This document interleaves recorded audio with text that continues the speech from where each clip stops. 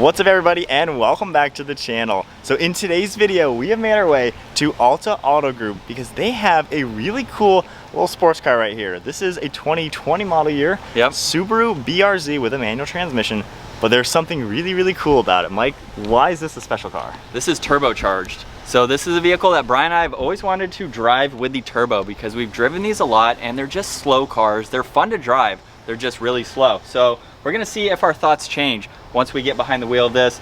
I don't know the horsepower specs, but we've got to be over maybe 300 to the wheels. Yeah, it's got to be around the 300 mark. Stock is 200. It might even be 350. I'm not too sure. Really clean looking kit from just first inspection. Yeah. So you can see it looks like we have the intercooler up top, so it might be a water to air kit. Yep, looks like it. Turbo back there. All the hoses and everything. Looks like the recirc valve is right there. So it looks like a cool kit, and like Mike said, we're fans of these cars. We've always liked the FRS when it first came out. The BRZ, 86 now. The 86. Yeah. We've been contemplating getting the new Toyota 86 to have that and the new Z as kind of our manual project cars. And if we got an 86, turboing it or supercharging it, it needs, because we like power, we like more fun cars.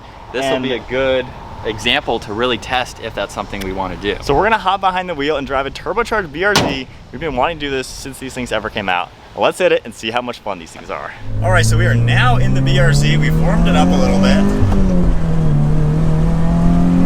Whoa. Okay, it doesn't like seem crazy. That was quarter throttle. Yeah. But we just hit 60 miles an hour in a BRZ. That was 60? That was 60. It feels so smooth. Wow. So when these cars first came out, the FRS and the BRZ, around 2013, I had just bought my Genesis Coupe, which had a 2-liter turbo 4-cylinder engine. And right after I bought it, these came out, and I had buyer's remorse. I was like, man, I could have got another Scion like I had before. And then I drove an FRS, and it was laughable. Yeah. You floor it, pedal to the floor, and there's literally no acceleration. I think 0 to 60 was like 7 seconds, 6 point something. Like that. It was up there. And it had the acceleration of a Miata, but in my opinion, being that it wasn't as small, it didn't handle quite as good, and you didn't get the top-down experience. Right. So to me, it was like... But you got kind of ish functional back seats. Yeah, it was a good, sporty-looking, good handling car, but just such no acceleration. I just couldn't have fun in it. Once in the mountains, it was fun, but I want to be able to... autocross situations. That's about all it was good for, in my opinion. Yeah. This, with the turbo, I feel like it's always needed it. And I know Toyota, Subaru, they're never going to do that. But I feel like on the aftermarket, though, it's not even that expensive. And so far, that was just like baby accelerations. This thing is livening up to where it has the power to get out of a turn. And aside from that, it's got all the creature comforts you would want. So you add a turbo to it, daily drive this, you could actually make this a performance driving, more performance oriented. Daily, that's pretty affordable too. Oh yeah, you can buy these used, you know, just a kind of a normal one for like 20 grand, even new is less, 30 grand. New, yeah. But the fact that we have a turbo in this is going to be exciting to see, because just that power out of a turn is what it lacked. And it doesn't really add any weight to go turbocharged with this car. It's so small. Yeah. Already I'm liking it, and we have not even done anything with it yet. You need to step on it a little bit more here. Alright, so we are on a nice little back road now. Alright. Let's do a second gear acceleration from about 25.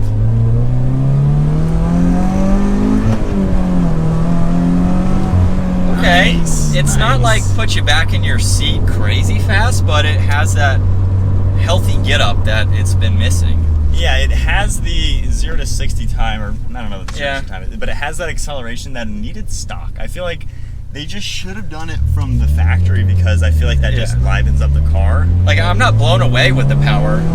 Oh yeah, it's not fast. It seems like this is what it should be. I mean, we're getting up to 60, and it pushes just enough to be like, yeah, I'm in a sports car. Like, it looks good, it handles good, and now we can actually get up to speed. That's interesting. I can't wait to drive it, see what it's like from that side. So we'll do another one from first gear now. But yeah, it almost feels like we're in a factory vehicle. Like, it's interesting for a turbo. It drives, really good. And you're not even close to red line. Yeah, I'm not pushing the car. Yeah. That's crazy. And then if we downshift, I mean, it's got the get up and go to get out of the speed. Like, you can kind of feel it pushing, you know? Yeah. Like right there. That's impressive. Looks like we're hitting at least 10 PSI. We have a boost gauge over on this left side. about 10 psi. It doesn't seem like it's not like crazy fast to where you would get in trouble with it. Yeah. But for like you hear turbo car, you're like, oh, that's gonna be nuts or crazy. But it still feels nice and balanced. Because I know there's a lot of the fanboys of this car are like, well, it wouldn't be as balanced anymore if it was turbocharged. Blah blah blah. 100 more horsepower makes it better. Yeah. 99.9% of people, you drive it, you know it makes it better once it has a turbo and has a little bit extra power. Right.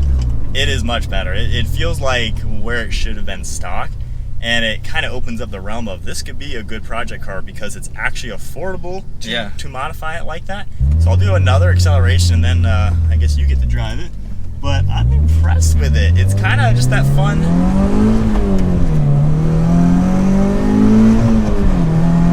Like, that's balanced. Like, that's what you need. That's what this car needs. All right, here we go. As we're merging into traffic here, that car didn't even pass us.